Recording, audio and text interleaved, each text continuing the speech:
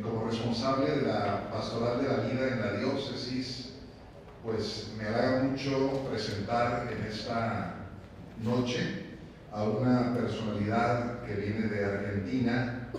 Él es Carlos Antonio Romano, nació en 1955, es una persona casada, y quiero leerles un poco el currículum, muy condensado, porque es muy amplio el currículum.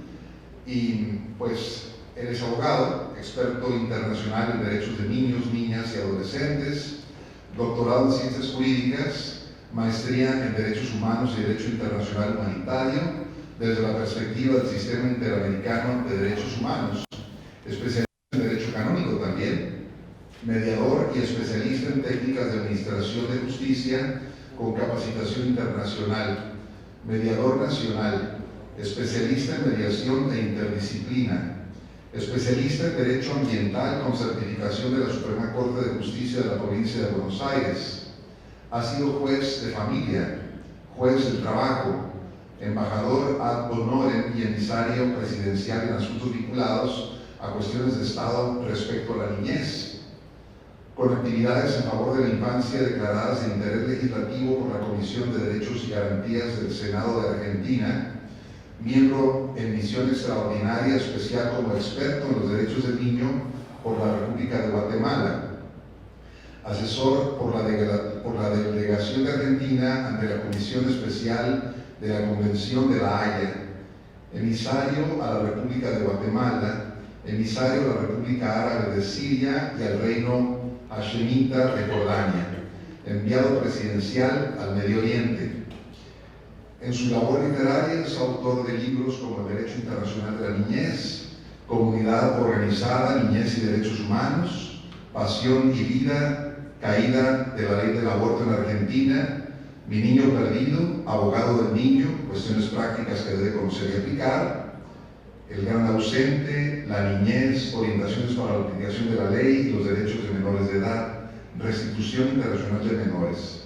Existen también numerosas publicaciones en revistas especializadas de derecho, abordando temas que hacen a la niñez y a la familia, al igual que entrevistas para periódicos y grabaciones para radio y televisión. Carlos Antonio Romano ha conducido diversas fundaciones y asociaciones civiles, ha sido magistrado a nivel provincial y nacional, ha sido presidente de las primeras jornadas sobre administración de justicia, jornadas nacionales de derecho de familia, jornadas de familia, niñez y adolescencia. Tiene numerosos trabajos para prensa escrita sobre derecho de los niños, niños en Medio Oriente, divorcio, adopción y familia. En su labor docente ha sido profesor en diversas cátedras de Derecho y Familia, así como en las carreras de Periodismo, Relaciones Públicas, Magisterio y Promoción Comunitaria. Esto, le repito, pues es una breve síntesis del amplio currículum de Carlos Antonio Romano. Y en esta noche lo hemos invitado para que comparta con nosotros el tema de derechos humanos, que es un tema muy importante, que es necesario aclarar muchas cuestiones que están en el aire. La cuestión de derechos humanos la entendemos a veces muy tergiversada. Yo creo que una persona como él pues viene a aclararnos muchas cosas sobre los derechos humanos, lo que son, lo que no son, y esto pues que sirva para que tengamos ideas claras en nuestra pastoral de la vida, ¿verdad? Que es muy importante defender al no nacido, defender a la familia, defender al niño. Creo yo que el magistrado que nos acompaña esta noche, el doctor Carlos Antonio Romano, nos dará una idea bastante clara sobre el tema. Le doy la bienvenida al doctor. Gracias. Y también lo recibimos con un fuerte aplauso. Gracias. Muchas gracias. Gracias. Muchas gracias.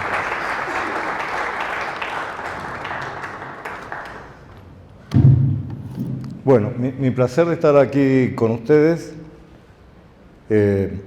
Leyó mucho currículum, padre. El tema esencial que creo que puedo servirles en los muchos años de juez, 26 años de aprender con los chicos, ¿se escucha ahí? Ahí. De aprender con los chicos y de darme cuenta también que hemos vulnerado, violado, excluido todo lo que es el sistema niñez, a pesar de tanta declaración, porque si no escuchamos a un niño, no podemos saber de sus derechos. Lo que sabemos es todas estas cosas que se escriben, que yo mismo escribo, que tenemos de los libros.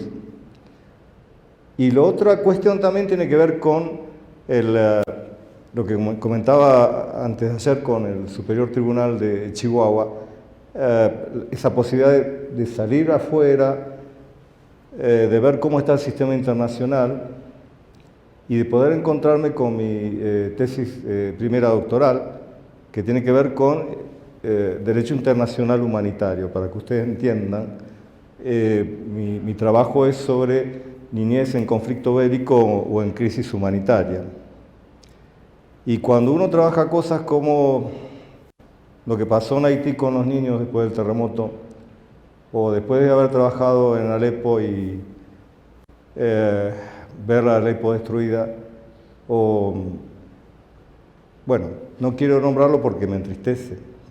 Realmente pienso que los títulos no alcanzan, no sirven, que no llegamos, y que no llegamos por una razón, que es la que me dediqué a tratar de explicar cuando terminó esa etapa que creí que es mi carrera de juez y de embajador en el 2012, y me dediqué a difundir por una razón de corresponsabilidad con los niños, por el fracaso que creo que fue la actividad internacional por ellos.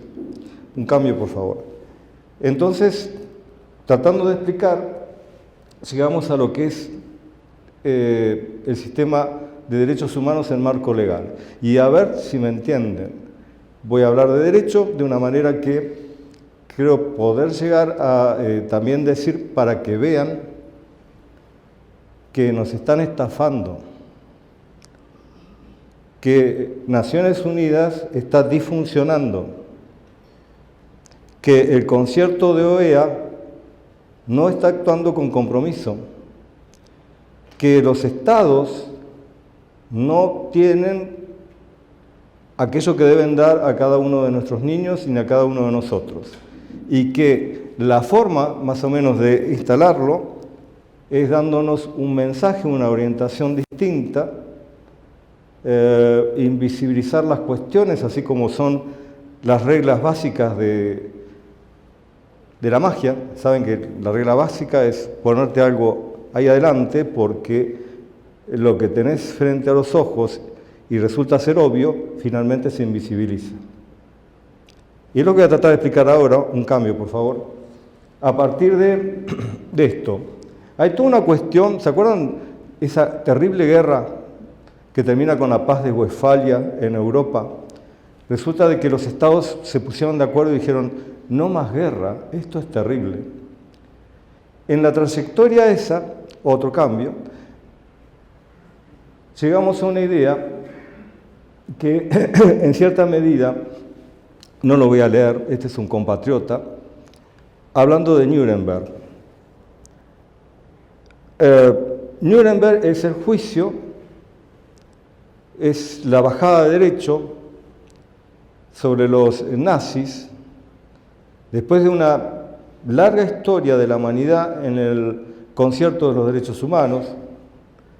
Algunos dicen que esto nace allá por el 1200 con Juan Sin Tierra, que la Revolución Francesa en 1789. Y yo explico en mis libros que los derechos humanos nacen en la funcionalidad más eficaz del cristianismo. Y resulta de que ese ocultamiento a lo que se procuró siempre de los derechos humanos, lo voy a tratar de explicarles ahora, pero no sin antes decirles que allá por 1813, para que vean las contradicciones de diálogo que se producen, hubo un movimiento de un colectivo o de un grupo colectivo excluido, que es el de las feministas sufragistas británicas, que se empoderaron para conseguir derechos civiles en torno a la igualdad, que casualmente un señor de la India muy joven decide ir a Gran Bretaña a estudiar abogacía para poder liberar a su patria del yugo inglés y toma contacto con el manejo de las sufragistas y es ahí donde aprende desobediencia civil y resistencia pasiva. Ese hombre que lo analiza de la perspectiva cristiana, a pesar de ser hinduista, es Gandhi, que con todo ese bagaje de cosas, primero se instala en Sudáfrica y terminalmente hace caer al león británico en la India. En ese interín, las sufragistas hicieron una marcha de 1 millón de personas, ya muy cerca, en los 30, advirtiendo a Europa de la amenaza que se venía, que tenía que ver con la Segunda Guerra. Y bueno, tuvieron hasta un premio Nobel, mucha gente no lo sabe, y estos esquemas de ocultamiento que siempre comento, porque ese enorme colectivo de excluidos se levantó para empoderar a otros colectivos que también estaban excluidos y que estaban más allá de su ser, de su concepción individual en el concepto de liberación. Y resulta de que no pudieron parar la guerra y la guerra se llevó 70 millones de personas muertas. Y fue tan el shock de la humanidad que no aminoró todavía la gran sorpresa. En Nuremberg, con un proceso indebido, para lo que manejamos el derecho, porque el jurado era de aliados, la defensa era un abogado de los aliados, el fiscal, por supuesto, era aliado. En Nuremberg no pudieron identificar una sola violación de la legislación por parte de los jerarcas nazis. No habían incumplido la ley. Habían ido contra algo peor que la ley, que son los valores, los atributos de la persona humana. Y hay un enorme análisis porque de golpe abogados se encontraron con decir esto, entonces vamos a tener que poner a la gallega y recalculando, el GPS, decimos nosotros, a la gallega, recalculando. ¿Qué pasa con el derecho? Algo simple. El derecho empezó a entender que la ley es para el hombre, no el hombre para la ley. Y que la ley escrita implica una politización de conveniencias en diversas etapas, en este caso de la modernidad. Una modernidad que la verdad que no se nos quiere morir. No creo en la posmodernidad. Creo que es un invento para el sostenimiento de estructuras deprimidas, que es una elongación del poder indebido y de la corrupción económica mundial. Entonces le ponen posmodernidad para seguir sentados en la misma silla, cuando ya tenían que haber dado lugar a la nueva era, identificarse con una etapa moderna. Es como seguir pegados al pasado siempre, pero estábamos hablando de lo mismo desde los 50 hasta ahora. Para que puedan entender, nuestros jóvenes, no sé cómo se llamará, pero no están en la modernidad porque no existe la posmodernidad como no existe un posmatrimonio. ¿Se imaginan? Estoy en un posmatrimonio, te presento a mi neomujer, porque tampoco no existen los neos. El liberalismo ya hizo lo suyo, respetemos, ya fue lo mismo que el marxismo. Esas construcciones de estiramiento de cosas que experimenta la humanidad y que solamente queda probada en la falta de paz y en una degradación al derecho de la vida, realmente no quieren dejar este mundo. La alternativa es que, no obstante, a partir de allí, otra, por favor, empezamos a pensar en un sistema que tuviera tratados y convenios, que ya no fuera como la paz de Westfalia, darse las manos, sino una lex universalis, una forma de hablar todos a nivel global a través del derecho, funcionando sobre las mismas reglas y los mismos valores. Nuestros abuelos, y en algunos casos los abuelos de sus abuelos, padecieron mucho todo lo que implicó la Segunda Guerra Mundial y antes la caída del capitalismo salvaje, como decíamos, y antes el totalitarismo de Estado de la Unión Soviética, eran cosas que debían ser irrepetibles, pero más que nada el que tu vida valga tan poco que de pronto, de algún estadio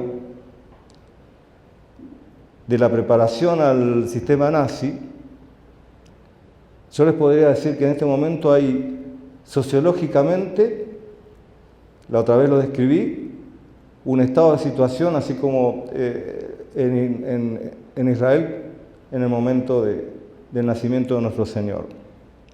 Les podría explicar cómo hay determinados grupos, desde celotes a fariseos, al anahuín el pobre, al esenio, a los saduceos, que en cierta medida tenían una visión diferente de aquel que venía y para qué venía, pero que les convenía o no les convenía, lo teníamos muy claro como grupos, y que hoy pasa lo mismo. Pero también le podría decir que hoy pasa lo mismo en materia de discursos de odio y de agrietamiento, al punto que los convido a que lean los 11 principios de Goebbels, que llevaron en 4 años a Hitler al poder, y que tienen que ver con encontrar un discurso simple, pequeño, que llegue al primitivo del hombre para poder ser fácil a las masas, encontrar la figura de un enemigo para, a través del discurso de odio, acelerar los niveles de entendimiento de ese grupo que después tiene que tomar el poder de manera autoritaria y sin diálogo democrático. Todas estas cuestiones, para que vean que cosas que fueron, van a ser o quieren ser, me lleva a la idea de presentarles a las convenciones y tratados que firmaron nuestros abuelos y qué hicimos con ellas. Y cuál era el sueño de los abuelos, como dice esa frase tan célebre: no sigas las huellas de tus antepasados, mejor sueña lo que ellos soñaron. Y lo que ellos soñaron tienen que ver con articular en 1945 una carta que llevaba a tomar medidas colectivas, empecemos a usar esta palabra que está en desuso, eficaces para prevenir y eliminar amenazas a la paz. Y en el 48, en diciembre, se empieza a hablar también dentro de un sistema global de la Declaración Universal de Derechos Humanos, pero resulta que en abril, antes de diciembre, acá ya trabajamos derechos del hombre y del ciudadano de 1789, en Francia, pero miren, Declaración Americana de los Derechos y Deberes, la próxima. Declaración Americana de Derechos y Deberes, la próxima, por favor. La próxima, ahí, que tiene que ver con esa comprensión de la visión individualista, eurocéntrica, que no tiene ni siquiera adecuación con ese Oriente donde tuvimos misiones, ni tampoco con este hemisferio sur, que tiene un principio adecuado al colectivismo. Ahí un poco está el choque de culturas, si las hay, porque yo creo que esta es una cultura suicida, indudablemente, con el pecado de querer llevarse puesto a algunos de los demás. Pero para que ustedes vieran, nosotros desarrollamos en Latinoamérica lo principal, que es que los derechos no pueden ser el closet de un avión, es decir, tienen que tener garantía de ejecución. De manera que el acceso a la justicia son inventos, por favor la próxima, y una garantía del orgullo latinoamericano. Porque acá se empieza a hablar, iluminando a lo europeo, de otro cambio, de otros pensadores, de otros filósofos del derecho. A la par, Levinas, un judío ruso, decide estudiar filosofía, algo que no nos dan mucho los abogados. Porque cuando van a la facultad, comúnmente filosofía del derecho es como algo, ¿para qué sirve? Es decir, que es aprenderse a comercial para salir a trabajar, cuestiones prácticas, no. Levinas va a Estrasburgo, en Francia, se pone a estudiar y en algún momento toma la residencia y cuando viene la Segunda Guerra se enlista en el ejército francés. Y es un judío tomado prisionero, siendo parte del ejército francés, pero por sobre todo era el discípulo de Heidegger, el otro filósofo tan famoso que ayudó mucho en el pensamiento alemán, o mejor dicho, del cual los alemanes quisieron pensar. Y Levinas, yo creo que ahí descubre la base de lo que nos estaba pasando a los abogados, al mundo del derecho. Él empieza a ver, estudiando a otro gran filósofo que es Kant, cuando habla de la teoría de la alteridad, se la hago fácil, alteridad es el otro. Nada más que Kant veía la necesidad del otro a partir de sí mismo. Y Levinas dice, lo vamos a hacer al revés. Por favor, otra filmín. Vamos a empezar a hablar de las cosas al revés. En vez de hablar de el amor a la sabiduría, para hablar de filosofía, filosofía significa amor a la sabiduría, empecemos a hablar de la sabiduría del amor. Y claro, yo estaba ahí en la facultad cuando abrí el libro y vi la palabra amor, tan cursi para nosotros los abogados, como sostén y fundamento de un criterio de pensamiento, como ramificación base que me estaba explicando, mira, hay una línea que va por acá y otra línea que va por allá. Hay una línea de pensamiento de nosotros los abogados que está considerando el rostro del otro, como decía Levinas, como la esencia fundamental para entender por dónde pasa el servicio desde el derecho, desde la justicia, a partir primero y siempre de reconocer el rostro del otro. Un principio máximo de alteridad, utilizando la sabiduría del amor. ¿Cómo lo volcás esto con todos los profes que uno tenía, con todos los manejos de la ley, con todo lo que implica? ¿Y cómo lo manejás después siendo juez cuando tenés que poner estas cosas en tu sentencia? Porque en eso crees y eso es lo que ves. Otro, por favor. Sin embargo, ya la Carta de las Naciones Unidas dice en el preámbulo que los derechos fundamentales del hombre son a partir de la dignidad y el valor de la persona humana en la igualdad de hombres y de mujeres. En 1945 y 1948 ya se hablaba de la igualdad de sexos, porque le reitero, si hay un colectivo que venía hablando muy bien de derechos humanos, ese era el de la mujer, porque estaba excluido.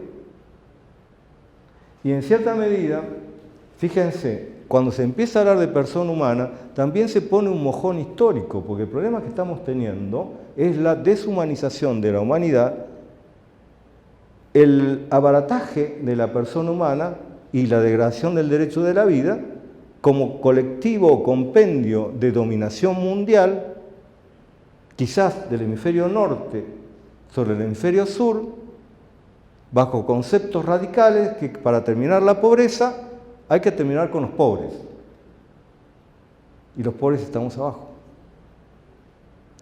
Este pensamiento, que no tiene nada que ver con el Islam, que es la tercera parte de la humanidad, ni podría ser captado en Asia, que es la otra tercera parte de la humanidad, es un problema de compendios de poder entre nosotros, Occidente, que nos creemos que somos la humanidad.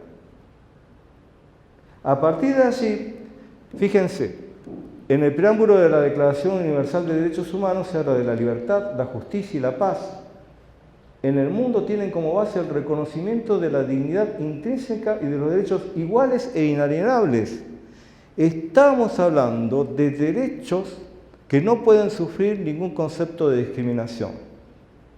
Y estamos hablando de la dignidad de la persona humana, y les hablaría horas, de hecho es todo una conferencia, porque tiene una esencia radical cristiana, e incluso la palabra dignus era la forma en que en el Imperio Romano llamaban a un juez o a un pretor. Entonces dicen, esto que es excelencia, es hacia todos. Porque los abuelos tenían muy claro que en la medida que yo considere excelencia que tengo enfrente, no importa la raza, el color, el sexo, estoy completando la idea del beneficio cristiano, aquel que te dice que el Señor es el que viene a servir a todos. Y que si aplico el mismo concepto en derecho ambiental, lo explico de la misma manera. Porque en el Génesis, cuando nos marcan enseñorearse sobre las cosas de la naturaleza, en realidad nos están diciendo entonces que deberíamos servirlas. Y es tan contradictorio en el margen de los tiempos que hoy día el 5% de la población mundial son pueblos aborígenes. El 95% somos nosotros. En la biodiversidad del Amazonas, y recién viniendo del hotel estaba viendo lo que ocurre en Bolivia, por ejemplo, y cuando levanté vuelo hacia acá también vi lo que ocurría en el norte de mi país, pero lo cierto es que la biodiversidad, que implica el 80% de la vida de este planeta, la sostiene un 5% de nosotros. ¿Lo ven? Un 5% que se enseñoreó en el resguardo de la naturaleza. Esos son derechos humanos. Pasemos. La Carta de las Naciones Unidas convoca a hacer un compromiso de estados que van y firman, mandamos cada uno, expertos como yo, para que firmen un tratado de acuerdo a las órdenes que recibía. Y la ONU se mueve con convenios, protocolos, declaraciones, opiniones consultivas, que después van a ver qué es esto, observaciones y, por supuesto, sentencias. Ustedes tienen claro que si van de un defensor público, que creo que acá los hay, les va a recomendar para hacer la defensa de ustedes una estrategia jurídica. Pero el que tiene el sartén por el mango, ustedes saben que es un juez, es una corte, que es aquella que va a interpretar la ley, o sea, el tratado o las convenciones, y que a raíz de eso, ¿qué pasó? A ver si me siguen en esto. Resulta que cuando se hacen protocolos, lo mismo que se harán leyes, lo que se aprendió es decir cuáles son las reglas de interpretación. Y hay una Convención de Viena de interpretación de los tratados que implicaba que cuando yo representé a mi país en La Haya y me sentaba con todos los demás, tenía que cubrir las reglas de interpretación, tanto de la Carta como de las declaraciones posteriores, porque era lo que habían firmado mis abuelos. No era lo que a mí me pareciera. En materia de derechos humanos, cuando se arma el sistema de protección, no hay opinología, ni hay regresión. Los derechos se declaran, no se chocan, progresan, van todos de la manito, y nadie más que un juez tiene el poder de interpretación, interpretando con las reglas de interpretación que dejaron los abuelos, de cómo se van a hacer las cosas. Digo esto por todo lo que le viene como material, y dijo la Comisión Americana de Derechos Humanos, y dijo la Comisión de la CEDAW, y dijo el Comité Ejecutivo de los Derechos del Niño, que se dejen de decir. Son defensores de derechos humanos, tienen que hacer, y que se dejen de mentirle a la gente, porque no están respetando los derechos humanos escritos. ¿Cómo se los explico esto a ustedes? ¿O cómo se los explico al común? Otra más, por favor. La Convención Americana de Derechos Humanos, miren, en el 69 y va al 78 porque esperamos 9 años para que Canadá y Estados Unidos pudieran ratificar la cosa que nunca hicieron. Y establece órganos de protección que son la Comisión Interamericana y la Corte Interamericana de Derechos Humanos.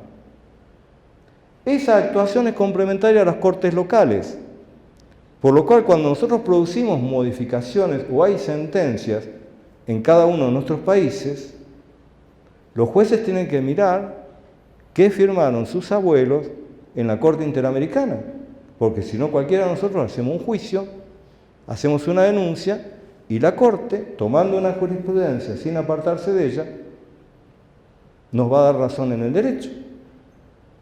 No es que cada país haga lo que se le cante, o que las cortes locales, no fue nunca esa la idea de los abuelos, ni es lo que está firmado. Tenemos firmado un compromiso de defensa de derechos humanos que tiene un sistema universal y organismos del sistema regional, y que tiene tratados regionales. ¿Me van siguiendo o estoy jodidamente difícil, como decimos? ¿Me van siguiendo? Vamos otra más. Esto tiene que ver con un concepto de pacto o alianza. ¿Qué pasa? Los tratados, si bien son firmados y demás, siguen reposando en el principio de buena fe y componen una alianza. Nosotros los abogados tenemos que transmitirle a la gente que entre un contrato y una alianza hay un montón de cosas de diferencia. La alianza es como lo mismo la matrimonial al nivel cristiano, importa una institucionalidad más allá de lo escrito. El contrato es eso que te hacen firmar cuando vas a alguna playa del norte, que te joroban para que entres en un tiempo compartido y que te joroban tanto hasta que terminas firmando y parece que después quedas pegado al imaginario económico de otro sin poder salirte. De la alianza no te podés salir nunca porque vos sentís constantemente que eso llegó hasta el hueso más firme de tu alma.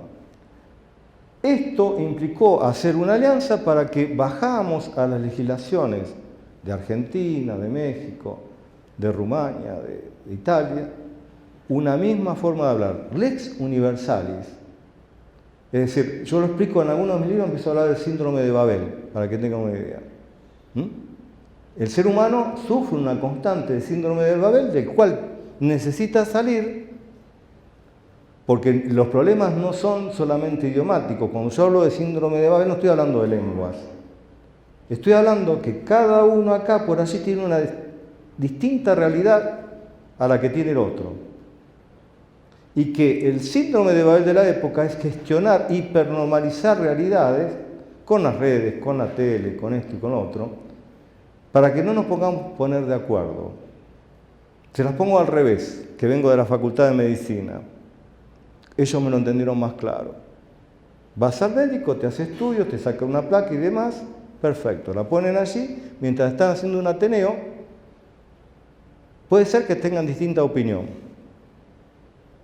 pero tienen una misma realidad. Es mucho más fácil trabajar así. Nuestra gran dificultad es no poder tener una misma realidad. Entonces no sabes qué estás hablando, ni qué esto, que el otro, y vivimos del chimento y del comentario, y yo veo cómo se manejan en cuestión política o en cuestión de derecho, que es lo que amo, por el comentario, no con la lectura. Entonces es muy grave. A partir de allí, esa adecuación, otra por favor, lleva a, otra más, a adecuar internamente. La que se perdió decía que no solamente es el Estado nacional, sino cada una de las provincias. En este caso no es solamente el federal para ustedes, sino que es Chihuahua, que es Oaxaca.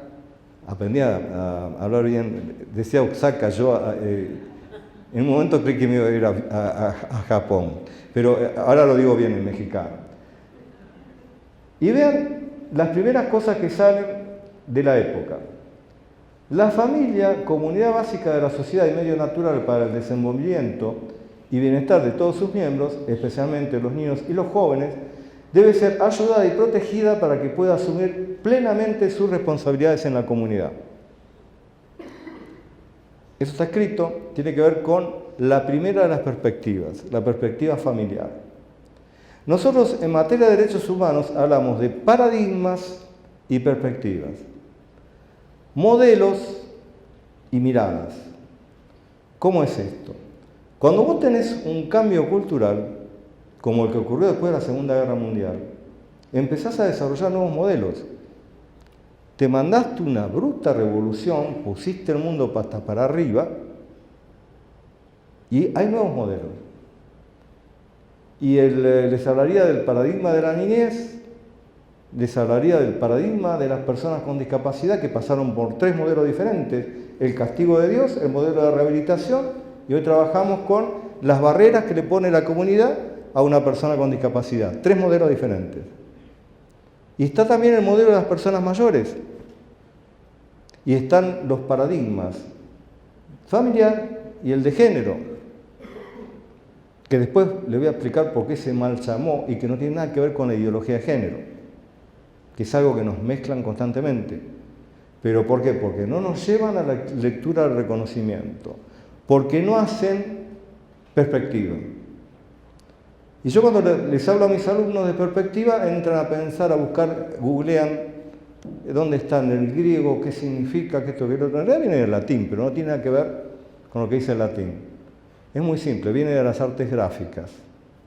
Perspectiva tiene que ver cuando dibujamos una ventana o una puerta, que en realidad no es como la vemos, sino como queremos explicar, saliendo de nuestra tridimensionalidad, a los otros en la forma en que se ve, para que el otro sepa, desde allá, del otro sector, que estoy hablando de una misma mirada.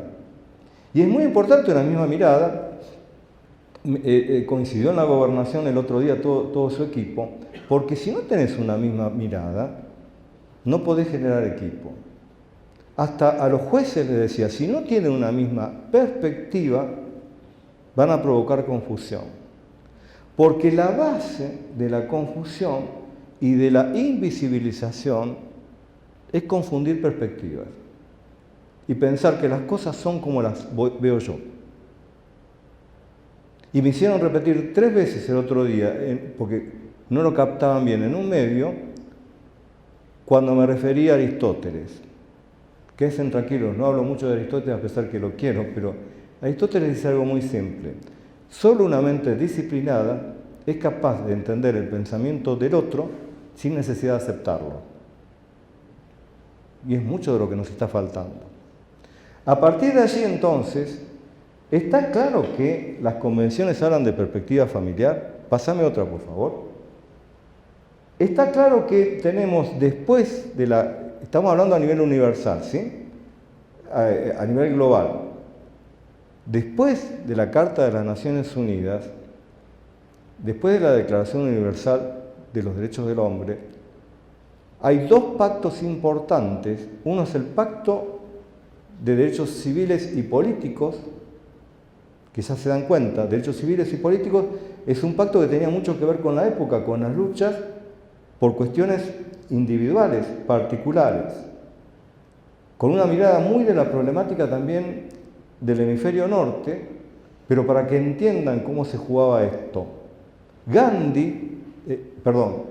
Martin Luther King, que tomó de Gandhi una misma forma de hacer, fue un campeón de derechos civiles. Fue un campeón de derechos civiles y políticos pidiendo, reclamando, exigiendo por los negros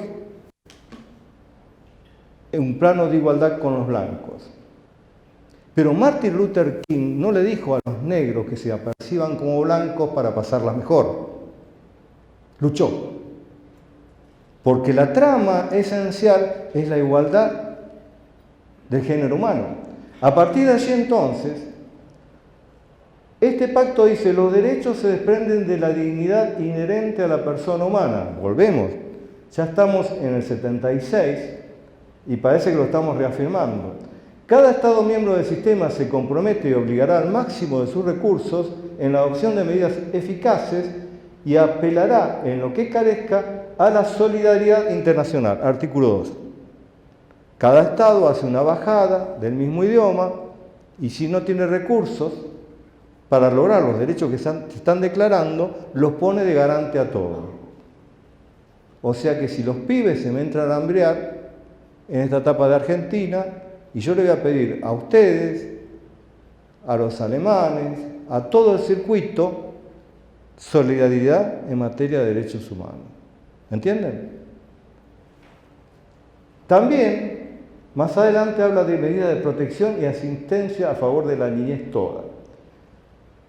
Pacto de Derechos Económicos, Civiles, Sociales y Culturales. Pacto de Derechos Económicos, Sociales y Culturales. Vamos, otra más. Pacto de Derechos Civiles y Políticos, Perspectiva de Familia, Modelo Niñez. ¿Alcanzan a ver que ahí dice en el artículo 24, después de hablar de la igualdad de la familia humana, todo niño tiene derecho sin discriminación alguna por motivos de raza, color, sexo, idioma, religión, origen nacional o social, posición económica o nacimiento, a las medidas de protección que su condición de menor requiere, tanto por parte de su familia como de la sociedad y del Estado? ¿Ven el principio de no discriminación? No solamente por sexo, también por condición, por territorialidad. ¿Quién tiene que defender eso? Lo mismo que la familia, la sociedad y el Estado. ¿Qué hace Naciones Unidas? ¿Qué hace la Comisión Americana allá en Washington que no genera un planteo por los niños que aquí muy cerca los vimos por televisión en el sur llorando porque sus padres habían sido detenidos y no tenía quien los fuera a buscar a la escuela? ¿No hay un compromiso internacional al respecto? Eso es parte de la agenda que nos tiran para que cada rato debatamos en nuestro derecho interno estatal. ¿Está hablando México de una preponderancia de cuestión de Estado, lo mismo que Argentina, sobre todos los latinos que están yendo, cubriendo su ADN histórico, más allá de los muros estos? Esos derechos humanos. Y está escrito, y lo firmó también Estados Unidos, lógicamente, porque este es el sistema universal. Vamos por otro. En 1989, la Convención sobre los Derechos del Niño marca un quiebre, marca el nacimiento de un nuevo paradigma. Pasamos de la teoría irregular de tener al niño objetivado a encontrar al niño sujeto de derechos. Modelo todavía incumplido. En Casa de Gobierno me decían el otro día que hace 3 años que están laburando en el sistema de promoción niñez. Es decir, la Convención saca una serie de declaraciones que se apoya en Ginebra en el 24, en la Declaración de los Derechos del Niño del 59, en el Pacto Internacional de Derechos Civiles y Políticos, en el Pacto Internacional de Derechos Económicos, Sociales y Culturales, y resulta de que cuando sacás una convención nunca te desprendés de lo que vinieron firmando los abuelos antes. ¿Está claro? Porque si no tenés que hacer otra convención que diga cosas contrarias a lo que está escrito para liberar del compromiso de los estados. Es simple esto, ¿no? Y te marca una forma simple de actuar, te instrumenta, no tiene mucho. Está claro también que una cosa es hablar de derechos civiles y políticos y otra cosa es hablar de derechos económicos, sociales y culturales. Porque nosotros dividimos esos valores, esos estándares, en lo que llamamos el núcleo duro de derechos, y resulta que venimos trabajando en derechos de primera generación, que son la vida, la libertad, el honor, la dignidad, derechos de segunda generación, que son los civiles, derecho a votar, a ser elegido, derechos de tercera generación, que eso es muy latino, económicos, sociales y culturales, que tienen que ver con que tengas pan, techo, salud, seguridad, que es eso lo que te debe el Estado, no lo tenés que pedir por caridad. Y todos los estados deben lo mismo porque ese es el sistema de protección internacional de derechos humanos. Y se siguió hablando de derechos de cuarta generación. Karel Vajsak, una maravilla cuando lo explica en su Tratado de Derecho Internacional Humanitario, y tienen que ver con el desarrollo, el derecho a la paz y el derecho al medio ambiente. ¿Ustedes sabían que tenemos derecho a la paz? Y que podemos exigir la paz. que no le tenemos que decir, mira, hace un buen proyecto sobre seguridad, yo quiero una ciudad de Juárez tranquila, por favor, que no pasen esto. No, tenemos derecho a la paz. Y eso no se discute. No tiene que ver con gestión política. Se reclama porque es tu derecho vital. Es lo que te lleva a la vida. A partir de allí también, obviamente, derecho ambiental.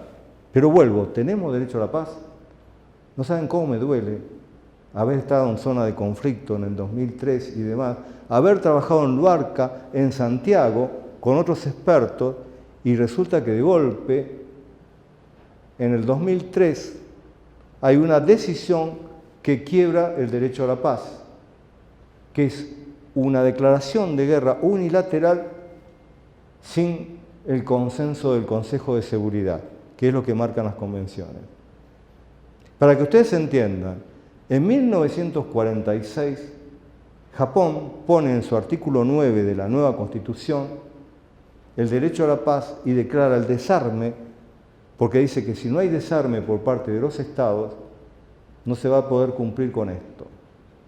En 1949, ¿saben quién es el primer estado que pone en su constitución hablar de la dignidad de la persona humana? Alemania. ¿Saben que esas cosas están en las constituciones, lo mismo que en el articulado de la Constitución de 1949 que yo tuve en Argentina, lo mismo que en la actual Constitución de Colombia y de Bolivia? Derecho a la paz. Eso es lo que tenemos que buscar en nuestras legislaturas y con nuestros cargos políticos. Ahora bien, y estoy hablando de derechos de quinta generación, yo estoy escribiendo sobre derecho a la identidad cibernética y a la dignidad dentro del ciber.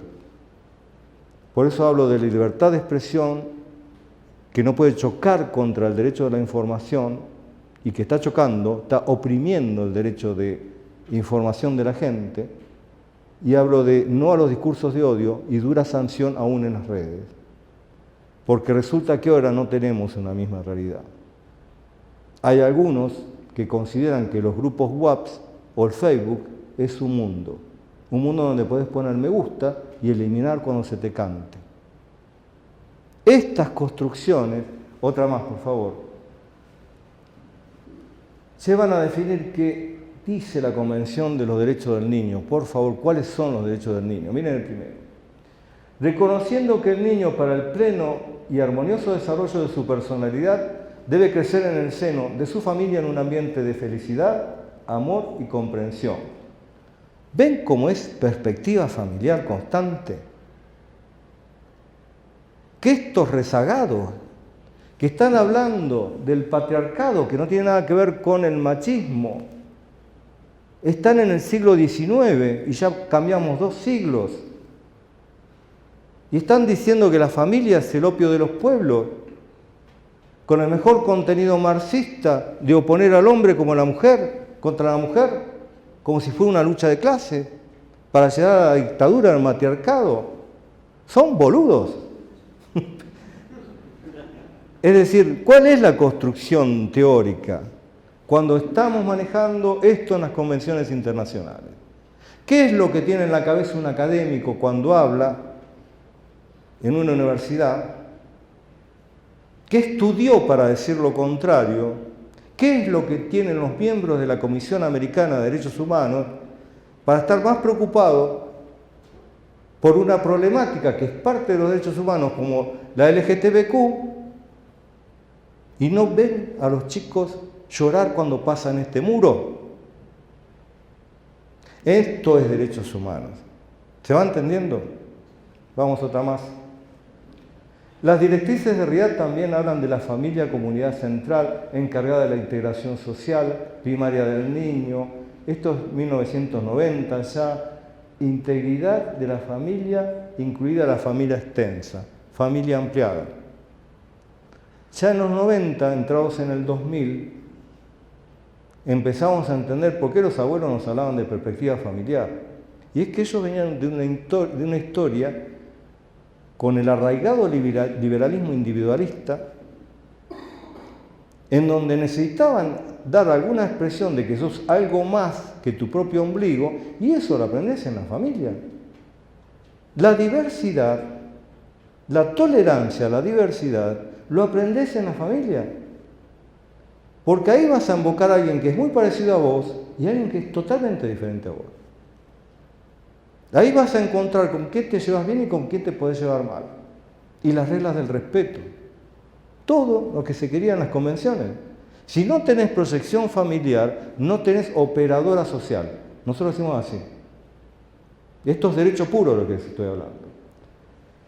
Sigamos. ¿Qué es un sistema internacional regional? Se los paso rápido. ¿Están cansados? ¿Puedo seguir a este ritmo? No me lo dicen por compromiso, ¿no? Miren, los argentinos somos muy susceptibles, medios bipolares. Decimos así. Nos levantamos una mañana, bombardeamos la OTAN, a la otra mañana tenemos un default. Somos muy sensibles. Otra más. El Convenio Europeo de Derechos Humanos del 50 se remoza con la Unión Europea en el 98 y sacan el Convenio Europeo sobre el ejercicio de los derechos del niño. Con lo cual me están diciendo, acá en Europa tenemos una convención especial que va a interpretar la Convención de los Derechos del Niño y le damos bajada local. Como a su vez hay un sistema interamericano y le das una bajada local en México, para después darle una bajada local en Chihuahua, sin desarticularlo, y si lo que viene de Chihuahua hacia México es mejor, funciona el PROMINE, el local. Ese es el sistema federal democrático. Otro. El Islam, esa otra tercera parte de la humanidad, yo me contacté con ellos, con mi manejo de derechos humanos, con la Declaración de 1981. Miren de qué habla. Dignidad y honor de la humanidad. No es del hombre, de la humanidad. Ellos expresan la umma, por eso todos te rezan 5 veces al día. Todos, umma. Y hace una declaración en el Cairo en 1990 y dice: todos los seres humanos son iguales en el principio de la dignidad humana. ¿Ven cómo están buscando la lex universalis, el diálogo, el mismo idioma? Salir de Babel. Otra más. África tiene 53 países. Declararon esos 53 países que esta convención es vinculante para ellos. Nosotros tenemos una convención americana con 2 países que no quieren tener vínculo y que no firman el Pacto de San José de Costa Rica, Canadá y Estados Unidos. En África no quedó nadie afuera, pero fíjense, habla de la Declaración de Derechos Humanos del hombre y de los pueblos. Está viendo el conjunto, no son derechos individuales. ¿Van entendiendo por bien el discurso? Es decir, fuimos creciendo entendiendo que la autonomía de la voluntad no choca con el bien común ni se opone al interés público. El problema es que te vienen con esta oleada de cosas en donde parece que la autonomía de la voluntad está por sobre el interés común y el bien público. Lo explicaba en medicina otro día, una médica me dice: sí, un tipo agarra y me plantea que él quería morirse y que justamente había venido un intento de suicidio y que tenía autonomía del derecho de suicidarse. Y yo no sabía qué hacer. Que invocaba sus derechos a morir. Y yo no sabía qué hacer. Porque nuestros médicos tienen miedo al incumplimiento de funcionario público, tienen miedo a una mala praxis, porque resulta que acá las cosas se discuten en la calle. A bien quién marcha más fuerte, quién la tiene más larga, los políticos con esa urna en la cabeza. Entonces nuestros médicos, que están formados para salvar vidas, no saben qué hacer. Y miren qué respuesta muy simple. Una persona al borde del suicidio tiene una afectación en la salud. sino es psiquiátrica y psicológica.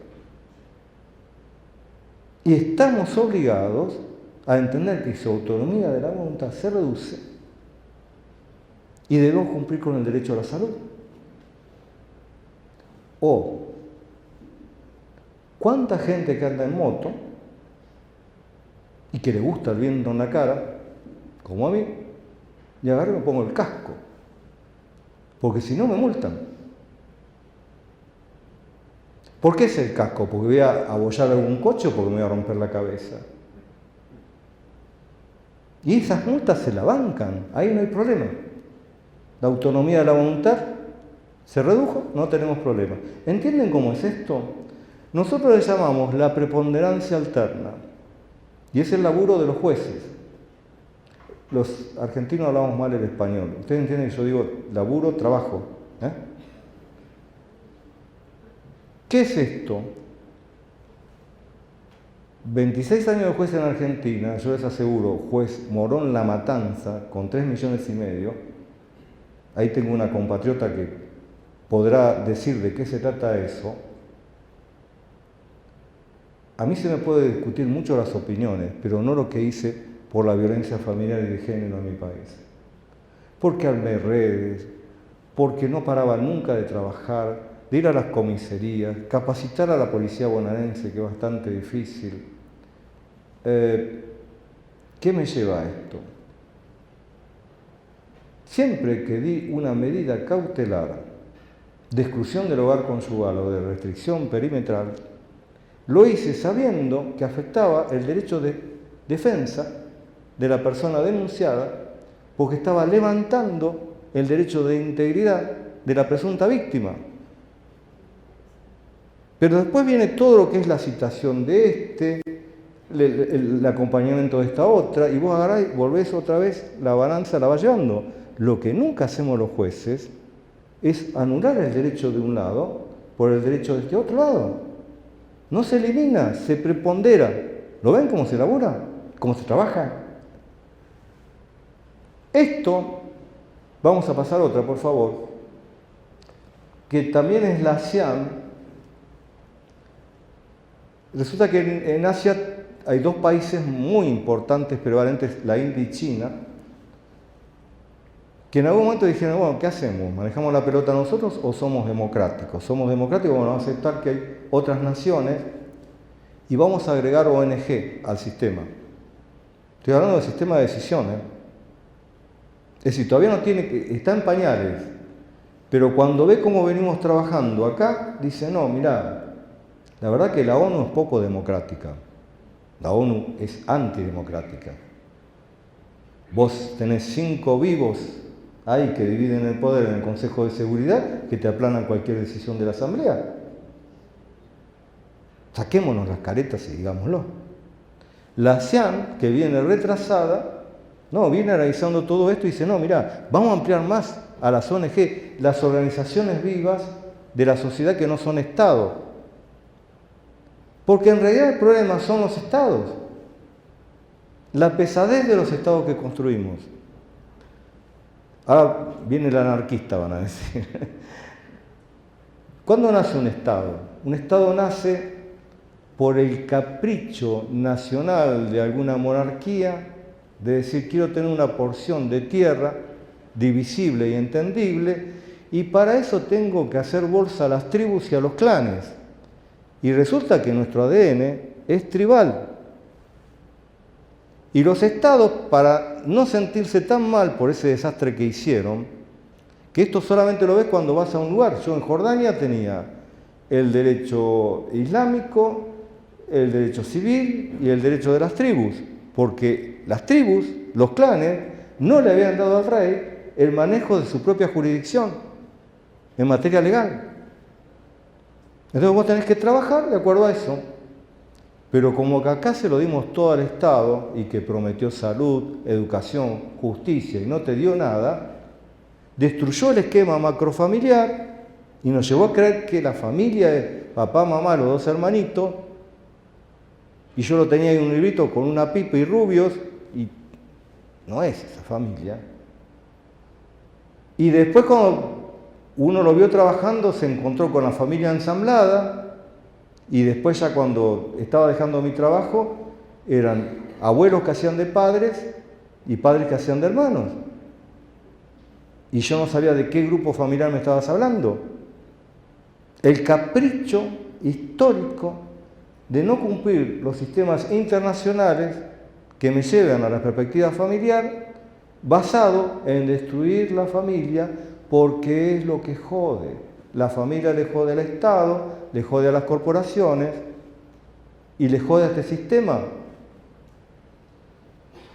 Y nosotros lo podemos decir abiertamente, porque el otro día me lo preguntaban en el seminario, perdón, padre, pero realmente yo creo que el cristiano es contrasistema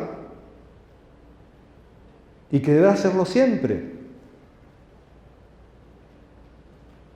Ahora bien, pasemos otra. Ahí estamos acá en Latinoamérica. Miren lo que dice la Convención Americana de Derechos Humanos. Reconociendo que los derechos esenciales del hombre no nacen del hecho de ser nacional de determinado Estado, sino que tienen como fundamento los atributos de la persona humana, razón por la cual justifican su protección, pero me quedé ahí. ¿Qué dicen? Reconociendo que los derechos esenciales del hombre no tienen como fundamento, ¿qué dice antes? No nacen del hecho de ser nacional, no es el cartón de ciudadanía. Que aunque venga sin pasaporte por acá, yo en México tengo los mismos derechos que en Argentina. Y me están haciendo discutible este elemento base de la cultura latinoamericana, encima con sentencias muy jodidas de la Corte Interamericana. La chica Jane Ibosic, que era una de las pocas niñas que escaparon de Haití después del terremoto, cuando van a Santo Domingo se encuentran con los mismos problemas de todos los niños que estaban huyendo, desesperados, escapando de la trata, del turismo sexual, del secuestro, de la ablación de órganos, para recibir ¿qué? Seguridad. ¿Saben qué hacía la República Dominicana? Les retenía la posibilidad de erradicación, se las iba frenando. Porque consideraba que el aparato de salud iba a explotar. Le enchufamos una denuncia en la Corte Interamericana y la Corte Interamericana, ¿saben qué hace? Hablan de esto. Miren, está escrito. La verdad que estas nenas le van a tener que dar salud y educación en República Dominicana, porque sus derechos van con ellas. Es como decía Hannah Arendt, los derechos son por el hecho de nacer y de ser persona humana. No es una amiga que te tira al Estado y si te olvidaste el documento o el pasaporte, no perdés tus derechos en ningún país de nuestro continente. ¿Está claro esto? Porque se la están poniendo al revés la cuestión. Y lo peor de todo es que la están dificultando académicos, políticos y de organismos internacionales. Sigamos. Hablaría horas de eso, tiene que ver con la personalidad jurídica de la persona humana, para que entiendan. Si yo tengo derechos por el hecho de nacer y tengo personalidad jurídica, esto es el reconocimiento que el Estado hace de mí, y si el Estado lo frena porque dice que para reconocer eso tiene que darme un cartón, y si no, no tengo acceso a la salud, a la educación o a la justicia, o tenés que tener edad y madurez, porque si no, no tenés capacidad de procesar, vos sos pibe, yo no te escucho, yo decido, o decido un tutor, pero vos sos pibe. ¿Y qué? ¿Los pibes no son personas humanas? ¿No tienen personalidad jurídica? ¿No tienen acceso a la justicia? Créanme que la jurisprudencia, las convenciones, están diciendo otra cosa. En la opinión consultiva 17, ahora les digo que es una opinión consultiva, porque resulta que las sentencias no son sentencias después de un despelote. Hay sentencias en donde uno le puede pedir opinión a la Corte para que explique cómo es determinado derecho humano.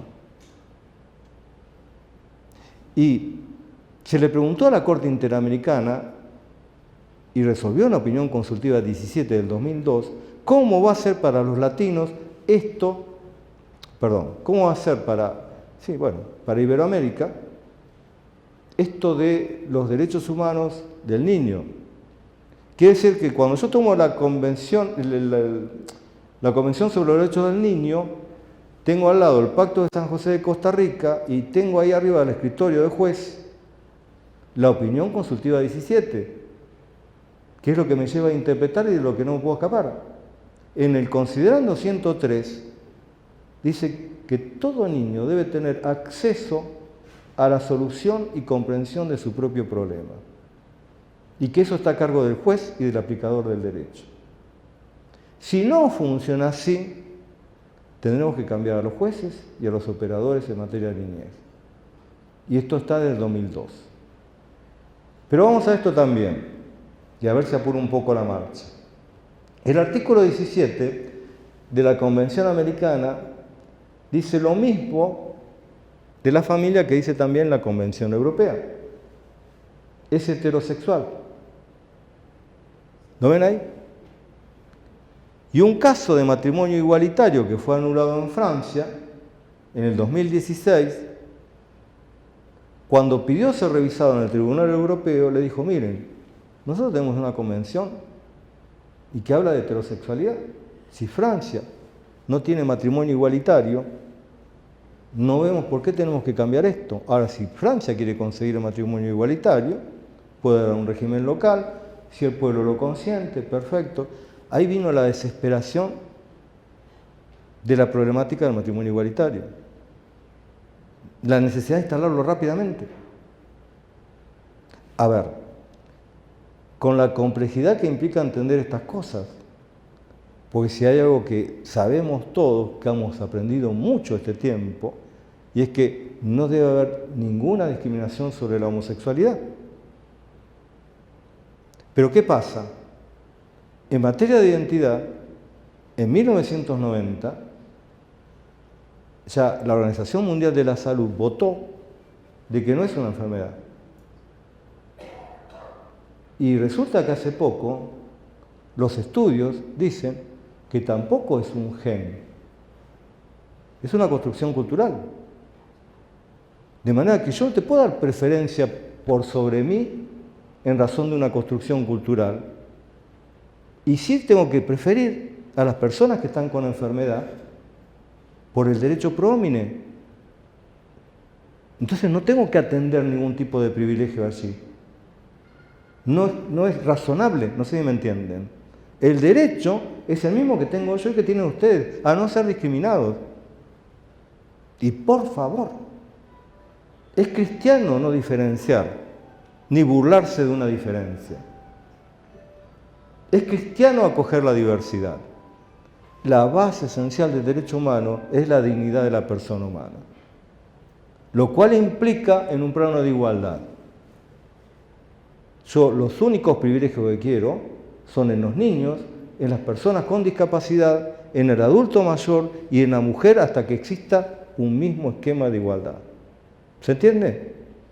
Porque eso es lo que me enseñaron. Pasemos. Esa es la famosa CEDAW.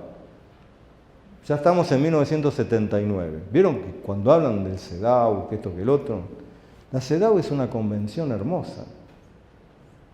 Es sobre la eliminación de la discriminación, de toda la forma de discriminación sobre la mujer.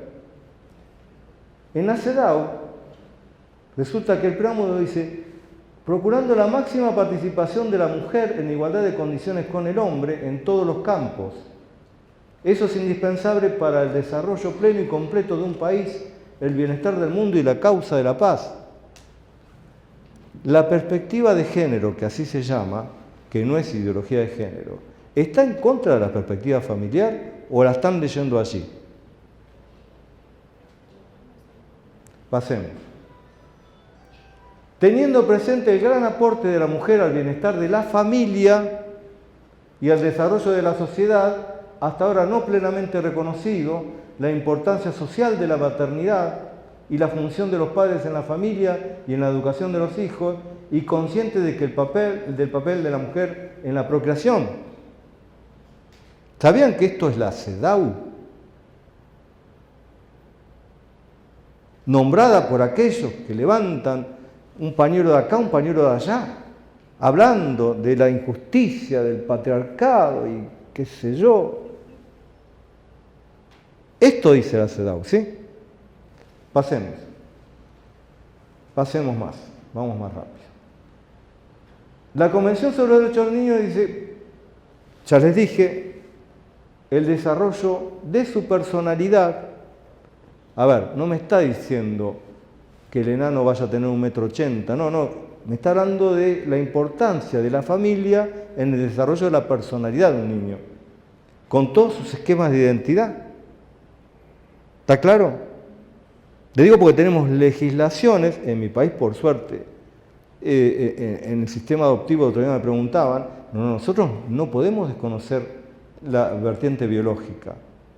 Y me parece imposible estas búsquedas de personas sin madre. Es terrible. Estoy hablando tanto fecundación in vitro como de adopción sin reconocimiento del vínculo biológico. Es como que pasás de largo hacia otra cosa, y la verdad que cuando uno labura con pibes no tiene eso. El caso no representa esa cuestión. El caso siempre representa lo mismo que en la kafala musulmana, que por eso lo estoy recomendando. ¿Saben qué es la kafala musulmana? El artículo 20 de la Convención de los Derechos del Niño, cuando habla de sistemas de acogimiento, recomienda la kafala musulmana. ¿Y qué pasa? Que desde 1989 ningún profesor lo dice en la facultad, ningún juez, salvo algunos, la decimos. ¿Qué pasa? ¿Qué se pensaron? Que era algo que nos mandaba Bin Laden, que nos iba a hacer pomada. La kafala musulmana es un sistema de acogimiento de una niña o un niño hasta los 18 años, y a partir de los 18 años la niña o el niño sigue con el kafil, que le estuvo dando resguardo, que estuvo el cuidado de su educación y salud, o si quiere se va con la familia biológica con la que nunca rompió el vínculo. Con ese conocimiento, las estadísticas que a mí me da Medio Oriente es que los niños siguen con los kafiles y vuelven con la familia biológica para ayudarla, porque nunca se sintieron abandonados. Entendieron que hubo un problema. Y entendieron lo que me dicen todos los pibes cuando los escucho en un juzgado. Yo puedo sumar figuras adultas, no las puedo dividir, ni mucho menos las puedo anular. Eso es desarrollo armonioso de la personalidad de un niño y está escrito en el preámbulo de la Convención de los Derechos del Niño. Vamos otro. Los niños son titulares de derechos, no solo objeto de protección. Ahí tienen la opinión consultiva 17. El Estado se halla obligado no solo a disponer y ejecutar directamente medidas de protección de los niños, sino también a favorecer de la manera más amplia el desarrollo y la fortaleza del núcleo familiar. El artículo 19, opinado de opinión consultiva de la 17, me está marcando esa integridad de la perspectiva familiar. Nunca en ninguna convención, en ningún tratado, en ninguna legislación constitucional se abroga la perspectiva familiar. Eso es de la ideología de género. No sé por qué algunos políticos están hablando en ese lenguaje, me tienen podrido con el lenguaje inclusivo del todes y los chiques, y habría que avisarles que es una gran ofensa a la discriminación positiva inversa, discriminación sí, pero inversa, que venimos haciendo con una mujer para poder lograr la igualdad de sexos. Porque yo hablo de todas y de todos, de niñas y de niños, y si empiezo a hablar de niñes, pierdo la discriminación positiva en un universal. ¿Entienden? No estoy haciendo notar que quiero la igualdad. Pero por si eso fuera poco, el fenómeno del control político tiene que ver siempre con el lenguaje. Y pregúntense ustedes qué hubiera pasado si los chicanos no hubieran perdido el español. O por qué los imperios imponen su propio idioma como una construcción de dominación. Así como se habló el latín y así como se habla en inglés. Conservemos el idioma, conservemos la discriminación positiva en favor de la mujer, no dejemos nunca de ceder la protección de los derechos humanos. Pasemos otra. Pasemos otra más. Belén do Pará, me detengo acá y ya voy terminando. Belén do Pará del 94 es mejor que la CEDAW y es nuestra. Porque no solamente me habla de la discriminación, también me habla del maltrato de la mujer. Para que ustedes entiendan, dice, nada de lo dispuesto en la presente convención podrá ser interpretado como una restricción o limitación a la Convención Americana de Derechos Humanos u a otras convenciones internacionales.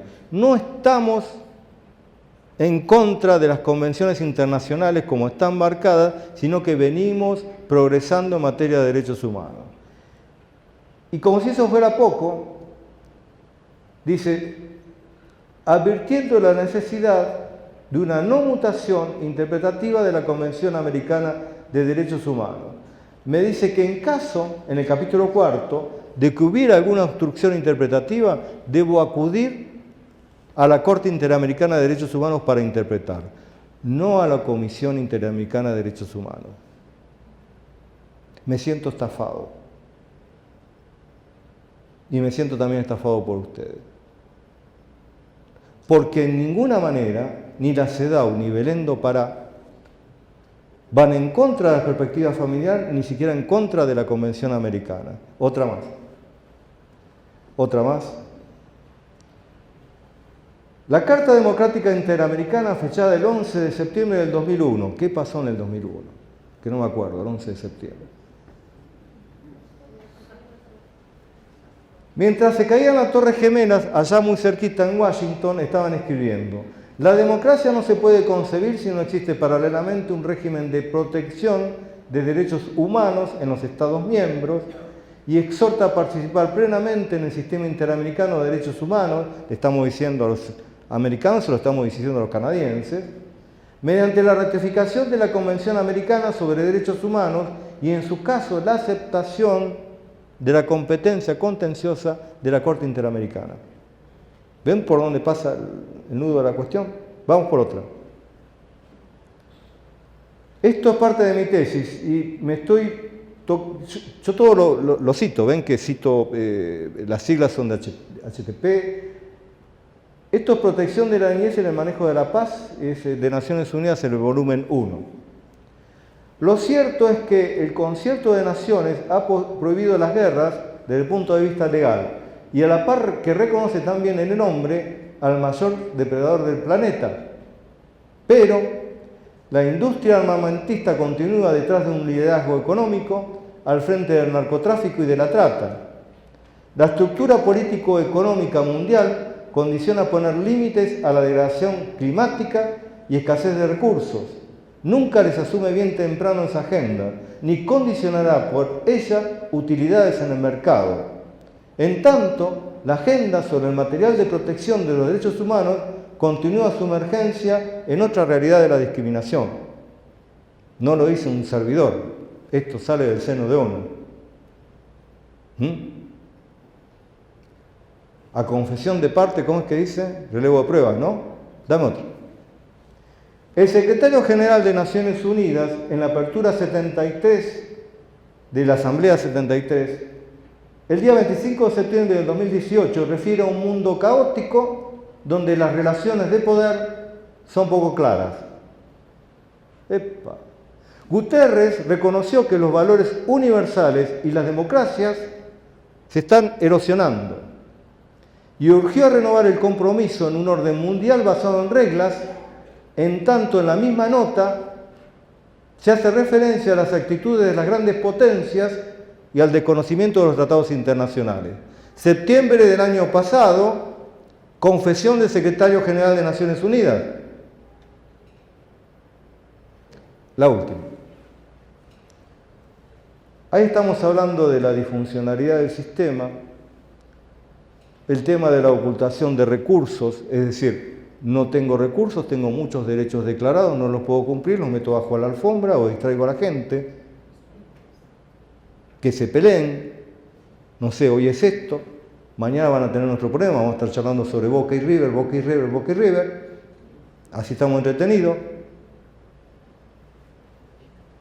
Los estados tienen una pesadez y una dificultad en ponerse de acuerdo. Mientras tanto, se quiere seguir incrementando el sistema de derechos sin darles garantía. La última, ahora sí, parte de mi último libro. Hemos perdido la conciencia de colectividad y de complementariedad social. Ya no tenemos tribu, no somos familia. Somos individuos de una individualidad que no tiene fronteras. Apátridas en tierras de otros sembrados de nada. Vamos individualmente hacia una cultura de tristeza y vanidad, sin espíritu, sin niñez. Construimos estados que obstruyen y desconocen la personalidad jurídica de las personas humanas. Estamos regresionando. Y me quedo allí porque es muy largo. Estamos regresionando. Y estamos regresionando en la consideración de la persona humana, en la degradación del derecho a la vida y en un freno al derecho a la paz. Yo le doy gracias y me quedo a las consultas. Gracias. Bueno, ahora voy a hablar como Provida, entonces, que lo puedo hacer. Me salgo de ser académico, porque a veces nos meten en un lado o en otro. ¿Vieron eso? Y más cuando hablo de política, es un lío conmigo. Algunos me ven a la izquierda, otros a la derecha, están ahí preocupados. ¿Con qué nos va a salir? No, como Provida les podría decir que la experiencia en Argentina fue muy difícil, sigue siendo difícil, nos persiguen, más a los que estuvimos ahí en situación de debate y de fijar posiciones. Hay toda una construcción corporativa, tanto en los niveles académicos como políticos. El 8 de agosto en mi país, Argentina dijo que no, con el gran trabajo de la gente en las calles, y a la semana o 2 semanas ya venían del Consejo de la Mujer de Naciones Unidas, y el gran comentario era: nunca en la primera vez lo logramos, y al mes y medio el Banco Mundial nos metió 650 millones de dólares para dar perspectiva de género, escondiendo ideología de género en todos los sistemas del Estado. Y ya en diciembre otra vez estaban metiendo una nueva ley para volver a discutir lo mismo en el 2020. Y como no alcanzó y mi presidente no pudo cumplir con los objetivos externos, obviamente nos llevaron también al default. Nosotros creíamos que íbamos a pagar los que estábamos luchando.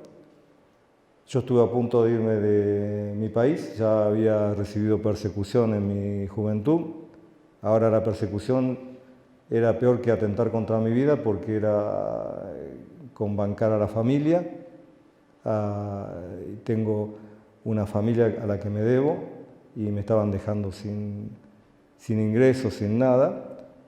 Pero no, decidieron castigar a la Argentina con la introducción del Fondo Monetario Internacional, llevarnos a un default progresivo y sin salida, porque salimos en el 2001, porque tuvimos la entereza de salirnos del sistema internacional monetario. Inventamos el trueque, el billete del trueque, un banco sobre el billete del trueque, y dijimos que íbamos a caminar fuera del mundo un tiempo y sacamos al país en 3 años. Ahora va a ser mucho más complicado. Y la cuarta cláusula del Fondo Monetario Internacional es introducir perspectiva de género en toda la nación. Como si para pagar una deuda no son importantes los intereses, sino cumplir determinadas órdenes que vienen de alguna parte. No van a poder. La patrona de Latinoamérica lo va a impedir. La Virgen de Guadalupe nos va a acompañar desde el sur hasta el norte, del norte hasta el sur. Y está más allá de cualquiera de nosotros. Lo que tenemos que hacer es luchar con una sonrisa para que cuando te enganche la parca, te encuentre ahí sonriendo. Bueno, gracias.